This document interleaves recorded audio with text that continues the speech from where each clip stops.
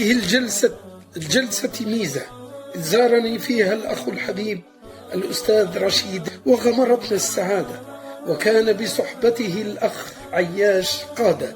فأقول لكما يا ضيفنا لو جئتنا لوجدتنا نحن الضيوف وأنت رب المنزل، فأنتما من مثل البوازيد، وهم أخوال جدنا الأكبر سيدي إبراهيم الغول. تجولنا بين كتاب في رف ولقمة أكل فيهما ما لذ وطاب ولطائف وتحف.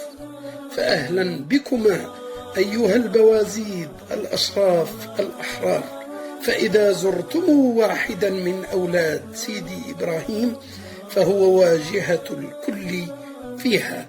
والسلام عليكم ورحمة الله وبركاته.